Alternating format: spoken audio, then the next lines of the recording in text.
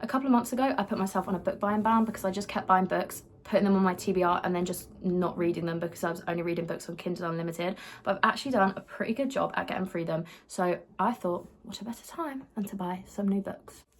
I live just outside the city centre in Liverpool, so like in a 5-minute walk from my house, I would say there's literally about like 7 different charity shops, and they are literally my favourite place to buy books. Especially there's like one really close to my house that just has the best book section ever, and I swear every single time I go in there I will find a book that I've been looking for the longest time. I went today, not to that one, to a different one, and I think I got 5 books. So I thought I would show you the books I've brought from charity shops recently. So the first 2 books I've already read. I brought them like 2 weeks ago just before I went on holiday. The first one was Heartstopper, which the author is literally from where I'm from, which is crazy. Actually blew my mind. Did not know anyone productive with any talent come from that area of Kent. But that's a very fun fact, I guess. So I brought Heartstopper.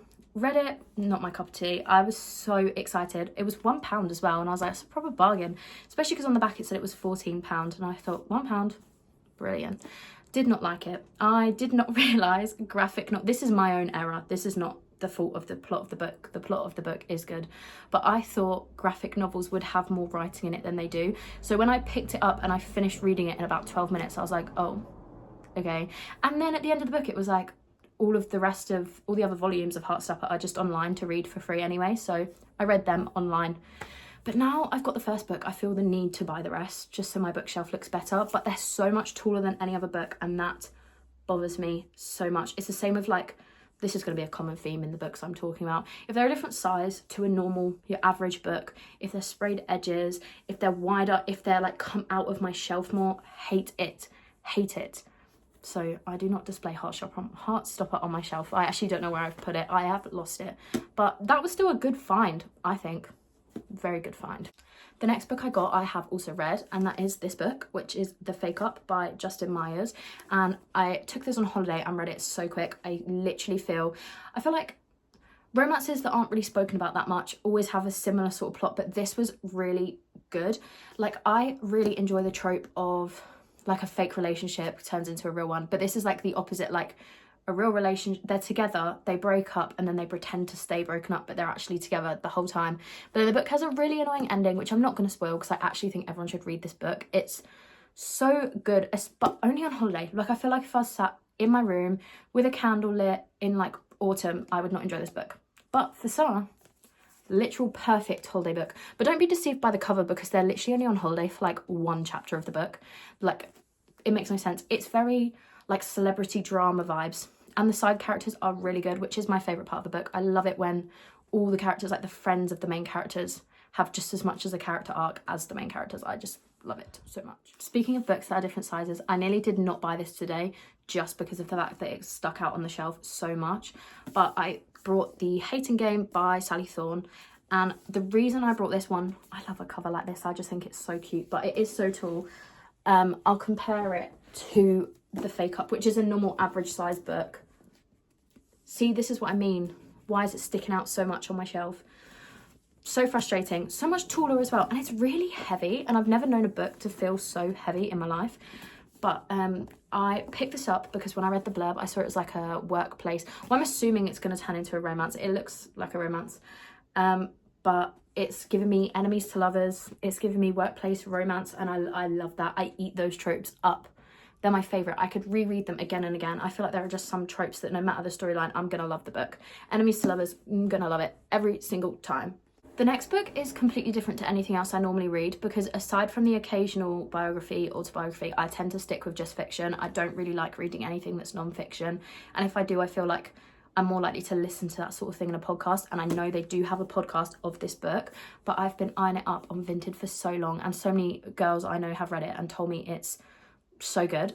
And that is Feminists Don't Wear Pink and Other Lies. I do love an essay. I love it. And I love feminism. I love women. I know I shit on female main characters in books a lot, but I do actually, surprisingly, love women. So I am very excited to read this. And it was £1. So I was like, this is such a treat because yesterday I nearly bought this book on Vinted for £6, which I'm looking is a scam because it's retail price £9, and shipping on Vinted would be pricey. But I am actually very excited to read this, and I feel like when you read something like this, it's good because if I'm reading a fiction book, I'm not going to be reading another one at the same time. I might be listening to an audiobook at the same time, but like I can read any of my books on my TBR and also just pick this up now and again to read a bit, which I'm very excited for. And I also just think it's such a pretty cover. I love pink, so, and I'm really excited for this to be on my bookshelf. I just feel like I can picture exactly where it's gonna go because my bookshelf's kind of color coded, I'm not gonna lie. But yeah, I just thought that was very exciting, and it was only £1. Bargain. The next two books, the last two books, are part of the same series, which I've already read the first one of, and I do own the first book, but I have no idea where it is, and I haven't read it since I was probably, I don't know, maybe in lockdown was when I read it. So I think they are quite young adult, but sometimes I like just a little thriller, like a crime young adult. I don't want a young adult romance. I just feel weird reading that, but like A Good Girl's Guide to Murder example, I love that book. I think it's so good. So I got One of Us Is Next, which is a sequel to One of Us Is Lying. And then I also got, I don't know if this is in the same series or if it's just by the same author, but You'll Be the Death of Me. These were 50p each, I think. They didn't have a price on them, but then when I paid for the feminist book and this, it comes to £2, so I'm assuming 50p. One thing I hate about these, sprayed edges. It makes me so angry. Sprayed edges do not look good unless you've got one. If you're gonna physically read the book, I don't want sprayed edges. And I know the first book had red as well, and I hated it. I just feel like it gets damaged so easy. Like, look at, any gaps in the page, it just looks horrible. I'm really just not a fan. I think unless you're getting one that's like a limited edition with a special design sprayed edge that you're displaying, stop it. Why do authors keep doing it? Give me a new alternative cover. Don't give me sprayed edges. It's so ugly. When I go to charity shops, I will have specific books in mind, which I think is my downfall because I don't really take in what's there. Well, that's what I used to anyway, but I've started kind of actually just thinking, right, I'm not looking for a certain book, I'm not looking for a certain author, and just look at what's there. I do feel like they've had awful books in at the moment. Whenever I go, they just never have anything. Today was just quite a successful haul, and I go quite a lot to different ones, and I never see anything I like. And then I'll see one book and it'll be perfect, and I'll think this is the shop for me. And I really thought there'd be better ones because, as I said, I live like just out of the city centre, and obviously all the students have just gone home for summer, so I thought, oh, everyone who's moved out, they'll be getting rid of stuff. Like, charity shops will have a huge influx of stuff from the students moving, and probably a lot of people my age giving up books that they used to love. So I thought, oh, there'd be so much for me. But sorry, all I can hear in the background is my hamster. I'll get him. I think he wants to make an appearance. Here he is. He clearly wanted to make an appearance. Ooh, Susie's first time on camera. He is a boy, by the way. His name is Susie, but he is a boy, so please don't leave comments saying she is cute, because he's a he. He's named after Susie Sheep from Peppa Pig. Sorry, I know that's so off the topic of books, but I could just hear him and I just had the urge to get him. The main thing I've realised after buying these books is I think my book buying ban obviously is officially over. I'm now ready to buy so many different books.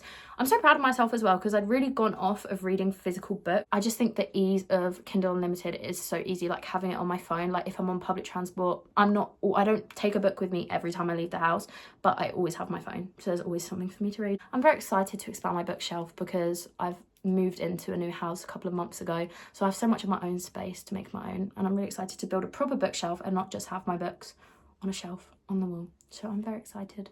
But thank you for watching. Sorry if this was a bit boring, but I can yap for England, especially about books.